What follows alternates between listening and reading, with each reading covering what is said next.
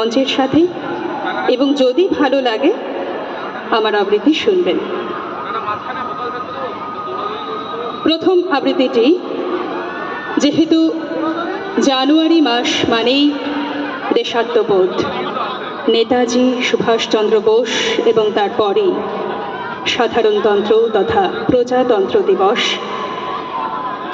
তাই সেই উপলক্ষেই একটি দেশাত্মবোধক কবিতা কবি বীরেন্দ্র চট্টোপাধ্যায়ের লেখা জন্মভূমি আজ।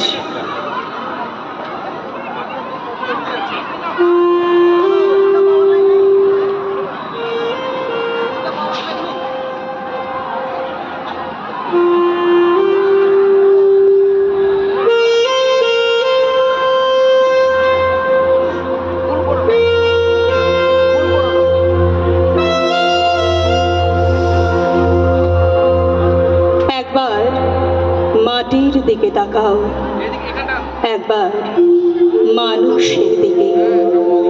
এখনো রাত শেষ হয়নি, অন্ধকার এখনো তোমার বুকের ওপর কঠিন পাথরের মতো, তুমি নিঃশ্বাস নিতে পারছো না।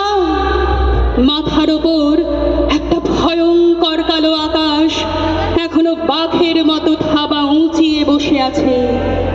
তুমি যেভাবে পারো ওই কঠিন পাথরটাকে সরিয়ে দাও, আর আকাশের ভয়ঙ্করকে শান্ত গলায় এই কথাটা জানিয়ে দাও, তুমি ভয় পাওনি।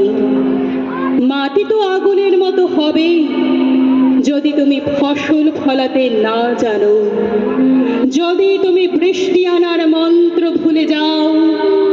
তোমার স্বদেশ তাহলে মরুভূমি।